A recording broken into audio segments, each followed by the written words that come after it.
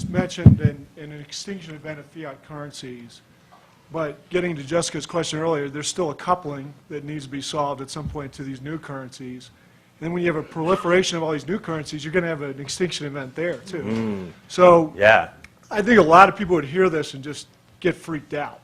So that you drain a lot of trust from the system, and if you bring down the legacy fiat that's still coupled, and then you have a huge extinction event of the new stuff, people are going to be like, wait, what am I left with? What do I trust here? Yeah, great. So it's like this huge sort of debasement risk that I think are going to freak a lot of people out. So what I'm going to take from that is actually to remind me, so this notion of pushing the whole toolkit to the edge, this particular extinction event is one. Right? There's lots and lots. Right? If we're dealing with something that's going to be breaking down the 20th century institutional order broadly, freaking out is the least of what's going to happen, right? So one might imagine that a big part of the necessary components is a high degree of resilience and a capacity to act effectively during highly complex environments at the individual level, right? So one of the things that I would advocate is, as individuals, get really good with dealing with being freaked out. And I don't mean that just sort of episodically. It's not like we're going to have a single crisis, but in fact, if we're right about the nature of this new world, it is in fact one that's very different from the way that human beings evolved, right? The rate of change that we'll be dealing with seems to be a fundamental.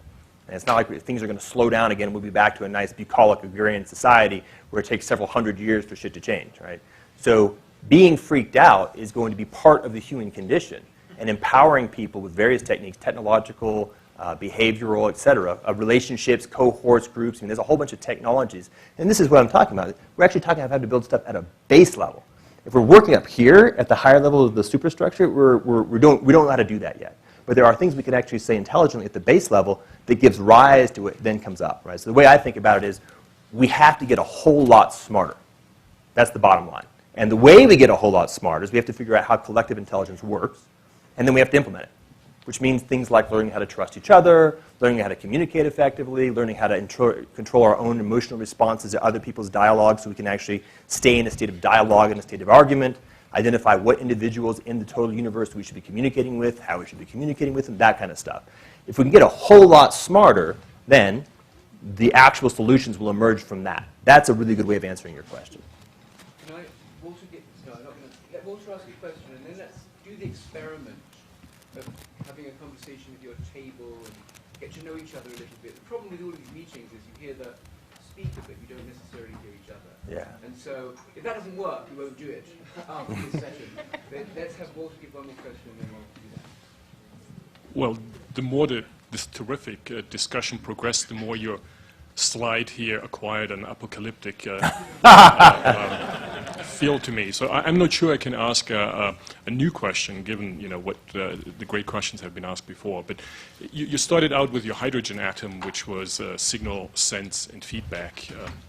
And as you progressed, that model seemed to disintegrate somehow because the sense maker and the feedback, there seems to be no longer a sharp boundary between the sense maker and the feedback. And if that boundary is disintermediated, as it were, then the whole system in a way sort of becomes not just autonomous, but also completely decoupled and hallucinatory in some sense. Is that fair enough? Yeah, I would recommend the science fiction books called The Golden Transcendence.